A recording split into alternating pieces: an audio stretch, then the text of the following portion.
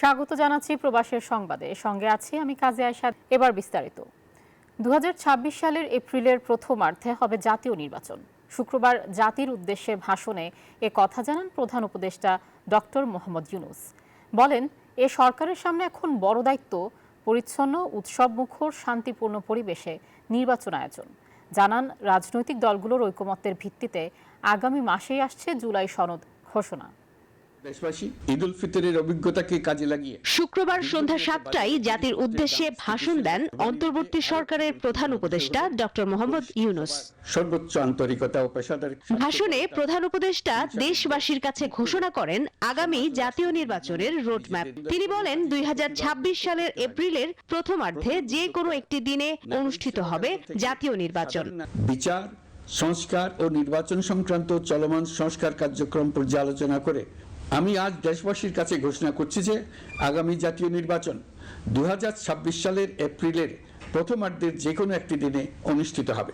এই ঘোষণার ভিত্তিতে নির্বাচন কমিশন উপযুক্ত সময়ে আপনাদের কাছে নির্বাচনের বিস্তারিত রোডম্যাপ প্রদান করবে।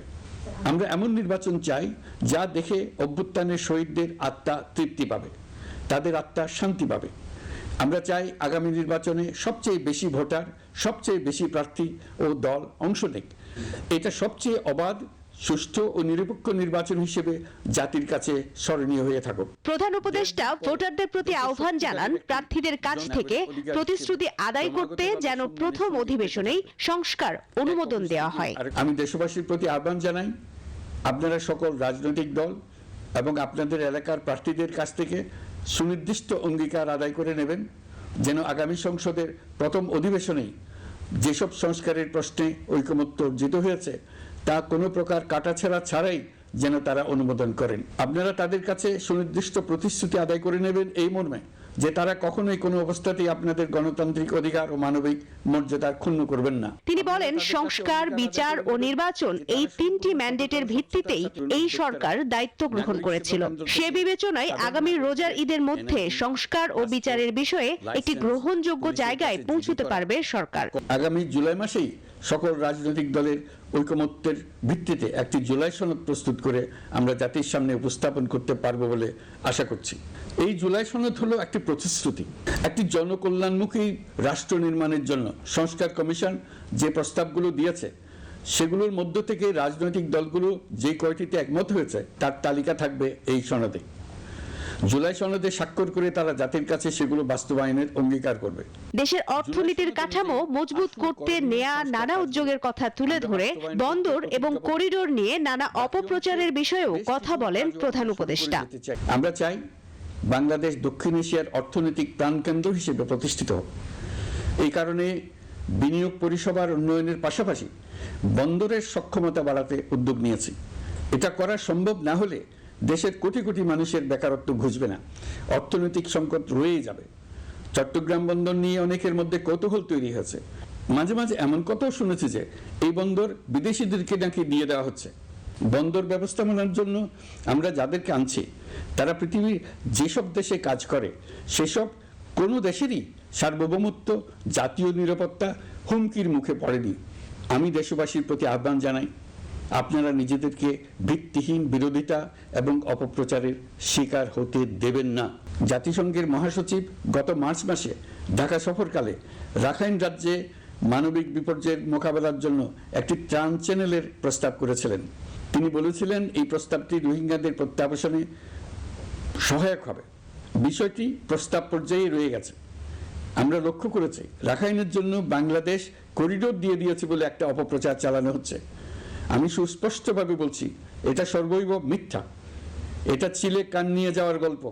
দেশবাসীকে ঈদের শুভেচ্ছা জানানোর পাশাপাশি ষড়যন্ত্র মোকাবেলায় দেশবাসীকে এক থাকার আহ্বানও জানান প্রধান উপদেষ্টা। আপনারা এই বিষয়ে হুঁশিয়ার থাকবেন। মারুফা রহমান, নিউজ 24, ঢাকা। পশু কোরবানির মধ্য দিয়ে সৌদি আরব, বাহরাইনে যথাযোগ্য মর্যাদায় পবিত্র ঈদ উল আজহা উদযাপিত হয়েছে। সৌহার্দ্য ত্যাগের মহিমায় জার্মানি সহ ইউরোপে বাংলাদেশি সহ মুসলিম অভিবাসীরা উদযাপন করেছে ঈদ উল আজহা। প্রতিনিধিদের পাঠানো তথ্যচিত্রে ডেস্ক রিপোর্ট। 10 জিলহজ ঈদুল আজহা উদযাপিত হয়েছে সৌদি আরব, আমিরাত, বাহরাইন সহ মধ্যপ্রাচ্যের প্রায় সব দেশে। সৌদি আরবের পবিত্র মসজিদুল হারাম, মসজিদে নববীতে ঈদের প্রধান জামাত অনুষ্ঠিত হয়। এছাড়াও রিয়াদ, জেদ্দা, দাম্মাম সহ বিভিন্ন বড় শহরে ঈদ জামাতে সৌদি নাগরিকদের পাশাপাশি লাখ লাখ প্রবাসী অংশ নেন। পরে নির্ধারিত স্থানে পশু কোরবানি দেন তারা। আমরা এখানে বাংলাদেশের যে অনুভূতি, আমরা সবাই মিলে এখানে একসাথে হয়েছি এবং কি গরু জব করতেছি, অনেক আনন্দ হচ্ছে। এত সুন্দর একটা অনুষ্ঠান এখানে হচ্ছে বা উৎসব হচ্ছে এখানে, এটা দেখে সত্যিকার অর্থে বিদেশ মনে হচ্ছে না, মনে হচ্ছে যেন এখানে এক টুকরো বাংলাদেশ। আমরা সবাই প্রবাসীরা এখানে সবাই একত্রিত হয়েছি, ঈদের আনন্দ এখানে সৌদি আরবের মধ্যে আমরা ঈদের আনন্দ উপভোগ করতেছি। বাহরাইনের আল ফাতে গ্র্যান্ড মসজিদ সহ সব মসজিদে একযোগে ঈদের নামাজ অনুষ্ঠিত হয়। দেশটির হামেলাই আল জিয়ানি মসজিদে বাংলাদেশি ইমামের নেতৃত্বে প্রায় 10,000 অভিবাসী ঈদ জামাতে অংশ নেন। পরে ত্যাগের মহিমায় পশু কোরবানি করেন তারা। ঈদুল আজহায় শুভেচ্ছা জানান রাষ্ট্রদূত মোহাম্মদ রইস হাসান সরোয়ার। পবিত্র ঈদ উল আজহা উপলক্ষে আমার ব্যক্তিগত তরফ থেকে এবং দূতাবাসের পক্ষ থেকে আপনাদের সবাইকে ঈদ উল আজহার শুভেচ্ছা এবং মোবারকবাদ জানাই। ত্যাগের মহিমায় উদ্ভাসিত এই দিন আমাদের জন্য বয়ে আনুক কল্যাণ, শান্তি, সম্প্রীতি। লেবাননে যথাযথ ভাব গাম্ভীর্য ও ধর্মীয় উৎসাহের মধ্য দিয়ে পালিত হয়েছে পবিত্র ঈদুল আজহা। বৈরুতের আল আমিন মসজিদে অনুষ্ঠিত হয় প্রধান জামাত। সেখানে অংশ নেন দেশটির রাষ্ট্রপ্রধান, কূটনীতিক এবং বাংলাদেশের রাষ্ট্রদূত সহ প্রবাসী বাংলাদেশিরা।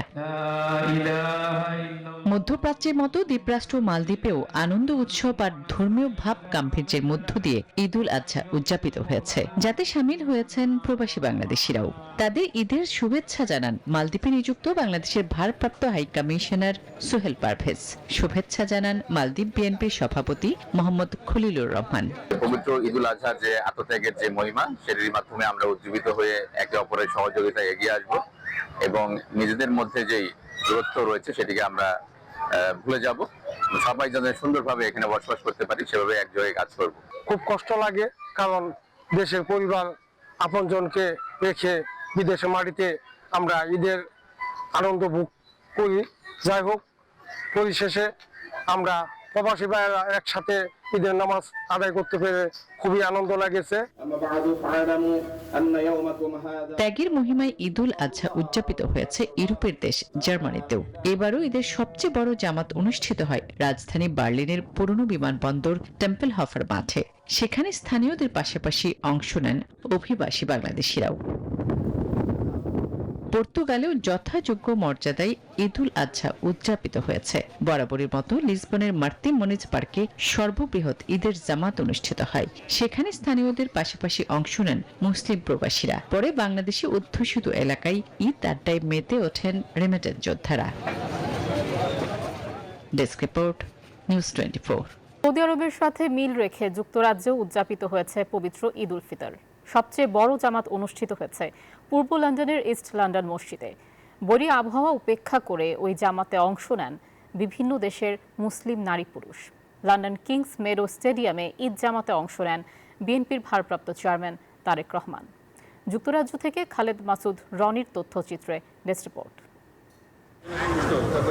ইউরোপের সবচেয়ে বড় ঈদ জামাত অনুষ্ঠিত হয়েছে যুক্তরাজ্যের পূর্ব লন্ডনের ইস্ট লন্ডন মসজিদে। বাংলাদেশিদের পরিচালিত ইউরোপের সব থেকে বড় মসজিদ ইস্ট লন্ডন মসজিদে 4টি জামাত অনুষ্ঠিত হয়েছে। এখানে বিভিন্ন দেশের প্রায় 40,000 মানুষ নামাজ আদায় করেছেন। East London Mosque and London Muslim Center, Eid Mubarak. We hope everyone has a very good Eid, alhamdulillah. Alhamdulillah Rabbil Alamin, with thanks to the Almighty God Subhanahu wa Ta'ala. London King's meadow স্টেডিয়ামে নেতাকর্মীদের নিয়ে এবারের ঈদের জামাত পড়েন বিএনপির ভারপ্রাপ্ত chairman Tarique Rahman. Tarique Rahman ছাড়াও doctor Zubaida Rahman, যুক্তরাজ্য বিএনপির সিনিয়র সহসভাপতি আবুল কালাম আজাদ, সাধারণ সম্পাদক কয়সর এম আহমদ সহ বিএনপির সহযোগী সংগঠনের নেতারাও এখানে নামাজ আদায় করেন। লন্ডনের বাইরে Birmingham, Manchester, Leeds, Liverpool, Newcastle, Sunderland, Portsmouth, Cardiff সহ শহরের বিভিন্ন মসজিদ এবং খোলা মাঠে অনুষ্ঠিত হয় ঈদ জামাত। নামাজ শেষে নিপীড়িত ফিলিস্তিনি সহ বিশ্বের কল্যাণ কামনায় দোয়া করা হয়। ঈদ মোবারক সবাইকে। আসলে বিদেশের মাটিতে ঈদ আর দেশের ঈদের মধ্যে তো আসলে অনেক পার্থক্য, আর স্পেশালি কোরবানি ঈদ দেশে তো কোরবানি ঈদের সময় গরু ছাগলের কোরবানি নিজে হাতে কোরবানি দেওয়ার যে একটা আনন্দ, এটা এখানে অনেক মিস করি আর কি। লাখ লাখ শুকরিয়া, আমরা লন্ডনের মতো জায়গা থাকিয়া এই ইস্ট লন্ডন মসজিদে আমার বাচ্চা লইয়া হাজার হাজার মানুষের সাথে জামাতটা আদায় করতাম পারছি, এর চাইতে আর শুকরিয়া কিতা আদায় করতাম পারছি আল্লাহর কাছে। মুসলিম উম্মাহ এবং আপনাদের সবাইকে ঈদের শুভেচ্ছা জানিয়ে সবাইকে ঈদুল আজহার শুভেচ্ছা, ঈদ মুবারক। পরে ভিন্ন আমেজ সৃষ্টি হয় বাঙালি সহ মুসলমান অধ্যুষিত এলাকাগুলোতে। মিষ্টির দোকানেও দেখা যায় প্রচন্ড ভিড়। ঈদ উপলক্ষে অনেক স্কুলও বন্ধ রাখে কর্তৃপক্ষ। Desk report, news 24। কলকাতায় ধর্মীয় বিভাজন না থাকায় ঈদুল আজহাকে ঘিরে জমে উঠেছে গরু কেনা বেচা। এমনকি শহরের গরুর হাটগুলোতে মুসলিমদের পাশাপাশি সহযোগিতা করছেন অমুসলিমরাও। এজন্য পশ্চিমবঙ্গের মুখ্যমন্ত্রী মমতা বন্দ্যোপাধ্যায়ের প্রতি কৃতজ্ঞতা জানান রাজ্যের মুসলিম ধর্মাবলম্বীরা। তারা বলছেন, মমতার বাংলায় সাম্প্রদায়িক সম্প্রীতি এমন আবহ তৈরি করেছে। কলকাতা থেকে ভাস্কর সর্দারের রিপোর্টে বিস্তারিত। কলকাতার rifle range road boys club and ঈদগাহ কমিটির আয়োজনে পার্ক সার্কাস সংলগ্ন এলাকায় বসেছে সবচেয়ে বড় গরুর হাট। শেষ বেলায় জমে উঠেছে বেচা কেনা। সেখানকার উদ্যোক্তারা বলছেন, মমতা বন্দ্যোপাধ্যায়ের সৌজন্যেই খাস কলকাতার বুকে টিকে আছে অস্থায়ী গরুর হাট। কলকাতার বুকের মধ্যে এটা সব থেকে বড় হাট। দিদি আমাদের এটা অনেক আমাদের কোঅপারেট করেন, আমাদের সাপোর্ট আছে আমাদের উপরে, এই জন্য আমাদের এই হাটটা সাকসেস হয়। বিজেপি পিছনে লেগে আছে যে এখানে হাট লেগে আছে কেন, সরকার থেকে আমরা সাপোর্ট পাই, সবাই আমাদের এখানে লোকালটি সবাই তো আমাদের সাপোর্ট করে। কলকাতার এই হাট শুধু বেচা কেনার জন্য জনপ্রিয় নয়, দিচ্ছে সম্প্রীতির বার্তাও। মুসলিমদের সেই আয়োজনে এগিয়ে এসেছেন অমুসলিমরাও। হিন্দু মুসলিম এখানে কোনো নেই, আর কারোর কোনো জাত নিয়ে কোনো সুবিধা নেই। আমাদের সব সঙ্গে পুজো হোক, ঈদ হোক, যে যা হোক, সব আমাদের মিলে থাকে। 15,000 রুপিতে মিলছে গরু, ওজন 1 থেকে 1.5 মণ। ফলে গরুর চাহিদা বাড়ায়, বাজারে নেই খাসি দুম্বার চাহিদা। আমাদের বাজার খুবই খারাপ, আমরা 2-3 দিন আইসি, এখনো মাল সবই বিক্রি করতে পারিনি। বাজার বহুত খারাপ, বাজার হিসেবে মাল ছাড়তে হবে, কিছু করার নেই, লস হলেও মাল ছাড়তে হবে। अभी तो कलकत्ता के बाजार तो ऐसे नहीं ज़्यादा भयंकर, अभी मंदा ही है। ঈদ শেষ হলেই দুর্গাপূজা এবং দীপাবলি, এরপর বছর শেষ হলেই পশ্চিমবঙ্গে বিধানসভা ভোট। তাহলে মমতা বন্দ্যোপাধ্যায় কি আবার মুখ্যমন্ত্রীর মসনদে বসবেন? কারণ বাংলার সম্প্রীতি যেন সেই বার্তাই দিচ্ছে। তবে তা সময় বলবে। তবে বঙ্গবাসী এই মুহূর্তে ঈদ উৎসবেই মেতে থাকতে চাইছেন। ভাস্কর সর্দার, নিউজ 24, কলকাতা। বাংলাদেশ ফোরাম মালদ্বীপের আয়োজনে দেশটির রাজধানী মালের জামাল উদ্দিন স্কুল অডিটোরিয়ামে অনুষ্ঠিত হয়েছে ব্যতিক্রমী সাংস্কৃতিক অনুষ্ঠান।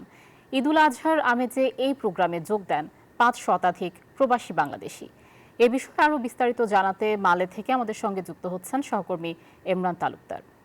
দর্শকের ব্যতিক্রমধর্মী সাংস্কৃতিক অনুষ্ঠানের আয়োজকের সাথে আমরা কথা বলবো।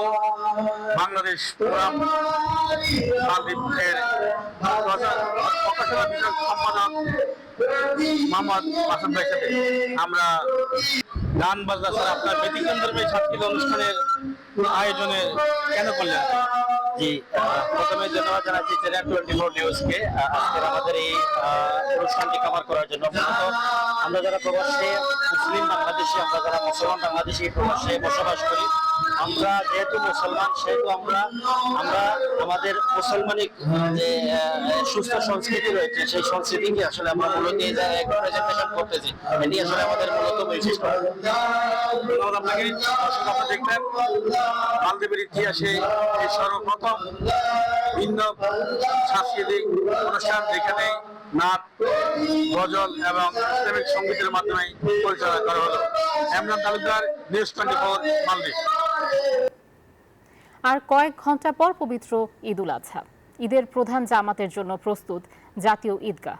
শুক্রবার সকালে ঈদগাহ পরিদর্শনে এসে স্বরাষ্ট্র উপদেষ্টা লেফটেন্যান্ট জেনারেল অবসরপ্রাপ্ত জাহাঙ্গীর আলম বলেন, সারা দেশে নিরাপত্তার ঘাটতি নেই।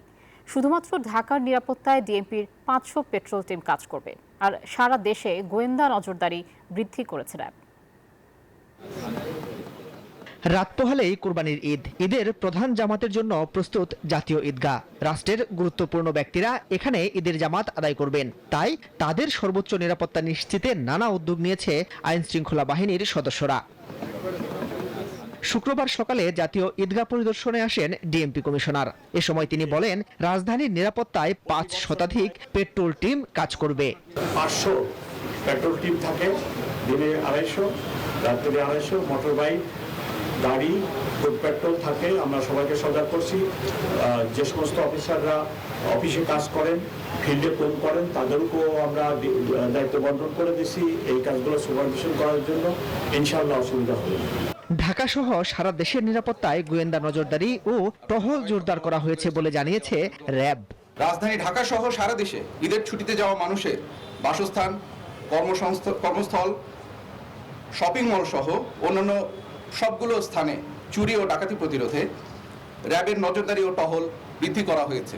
এছাড়াও যে কোনো পরিস্থিতি মোকাবেলা করতে র্যাবের ডগ স্কোয়াড এবং বোম ডিসপোজাল টিম সার্বক্ষণিকভাবে প্রস্তুত রয়েছে। স্বরাষ্ট্র উপদেষ্টা বলেন, ঈদে নিরাপত্তাহীনতার কোনো শঙ্কা নেই।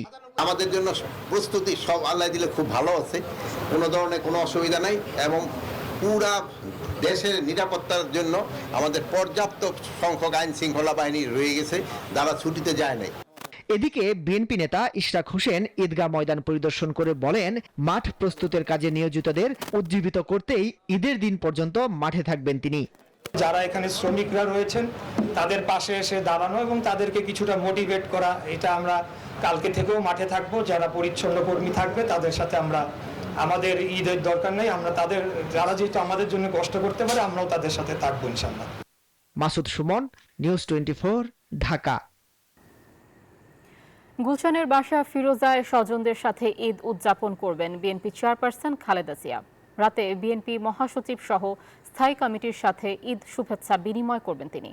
এসব তথ্য জানিয়েছেন তার ব্যক্তিগত চিকিৎসক ও বিএনপির স্থায়ী কমিটির সদস্য ডাক্তার AZM জাহিদ হোসেন। এর আগে শুক্রবার সকালে লন্ডন থেকে মা খালেদা জিয়াকে ঈদের শুভেচ্ছা জানিয়েছেন বিএনপির ভারপ্রাপ্ত চেয়ারম্যান তারেক রহমান। ঢাকা ছাড়াও বগুড়ার গাবতলীতে খালেদা জিয়া, তারেক রহমান সহ তাদের পরিবারের সদস্যদের নামে কোরবানি দেয়া হবে। খালেদা জিয়া ইনশাআল্লাহ আগামীকালকে যে বাসায় গুলশান ফিরোজায় উনি অবস্থান করছেন, সেখানে উনি ঈদুল আজহা উদযাপন করবেন এবং এখানে উনি ওনার যে ওনার পরিবারের পক্ষ থেকে যে কোরবানি সেটি এখানে দেওয়া হবে। আমাদের ভারপ্রাপ্ত চেয়ারম্যান জনাব তারেক রহমান সাহেবের কোরবানিও আগামীকালকে এখানে দেওয়া হবে। প্রধান উপদেষ্টা জাতির উদ্দেশ্যে দেয়া ভাষণে নির্বাচনের সুনির্দিষ্ট সময় ঘোষণা করায় জামায়াতে ইসলামী সন্তোষ প্রকাশ করেছে বলে জানিয়েছেন সংগঠনটির কেন্দ্রীয় নির্বাহী পরিষদ সদস্য ঢাকা মহানগর উত্তরের আমির মোহাম্মদ সেলিম উদ্দিন। নতুন ঘোষিত নির্বাচনকে স্বাগত জানাচ্ছি, প্রধান উপদেষ্টাকে ধন্যবাদ জানাচ্ছি। এই জাতিকে দ্বিধাবিভক্তির কাছ থেকে রক্ষা করে তিনি যেভাবে দূরদর্শিতার পরিচয় দিয়ে নির্বাচনের সুনির্দিষ্ট তারিখ ঘোষণা করবেন, আমরা এটাকে ওয়েলকাম জানাচ্ছি এবং ইনশাআল্লাহ এখন আমরা সুস্থভাবে এই জাতি একটা ভালো নেতৃত্ব প্রদর্শন করি, ভালো একটা দলকে ক্ষমতায় আনার জন্য আমরা সবাই রাখি। শেষ মুহূর্তে ক্রেতা ও গরুর সংকট রাজধানীর পশুর হাটগুলোতে। গরুর সংকট দেখা দিয়েছে রাজধানীর সবচেয়ে বড় গাবতলী হাটে। বিক্রেতা ও হাট ইজারাদাররা বলছেন, বেশিরভাগ মানুষই কোরবানির পশু সংগ্রহ করেছেন, তাই সংকট।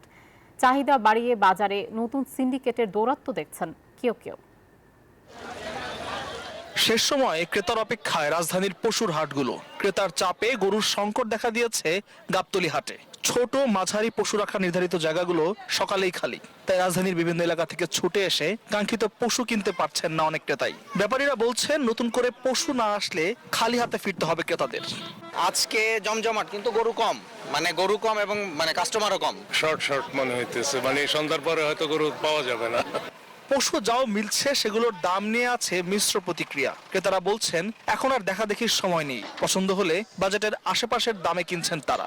পছন্দ করছে একটাই নিচ্ছে, এটা হচ্ছে ওনারা দাম চেয়েছিল 5, আমরা নিয়েছি হচ্ছে 470। এদিকে দামে না মেলায় বেঁকে বসা ব্যাপারীকে বোঝাচ্ছেন কেউ কেউ। চলছে দরদামের দড়ি টানাটানি। লোকও নাই, গুরু হালি, কাস্টমারও নাই। দাম ওনারা আমরা কেতাম কইন, ওনাদের বাজার হচ্ছে খারাপ, পরিস্থিতি খারাপ। লাভ লস আসলে বলতে কিছু নাই, যেহেতু নিজস্ব পালছি গরু, আমার ব্যবসায়ী গরু না এটা। গত কয়েকদিন সেলফি কিংবা ছবি তোলার পর্ব শেষে ঈদের আগ মুহূর্তে শুরু হয়েছে বড় গরুর বেচা বিক্রি। তবে 6 লাখের বেশি দামের পশু নিয়ে ক্রেতাদের আগ্রহ নেই বলে জানালেন বিক্রেতারা। তারা বলছেন বড় গরুগুলো কম দামে ছাড়লে লোকসান গুনতে হবে, তাই শেষ সময় পর্যন্ত তারা দেখতে চান। শেষ মুহূর্তে কোরবানির পশু কিনতে এসে নাভিশ্বাস ছুটছে ক্রেতাদের। সাধ্যের মধ্যে মিলছে না ছোট বা মাঝারি গরু। এদিকে বড় গরুগুলো বিক্রি করতে না পারায় তা গলার কাটা হয়ে দাঁড়িয়েছে বিক্রেতাদের। আল মোহাম্মদুল খান, নিউজ 24, ঢাকা। আর এই ছিল প্রবাসের সংবাদে। এতক্ষণ সাথে থাকার জন্য ধন্যবাদ সবাইকে।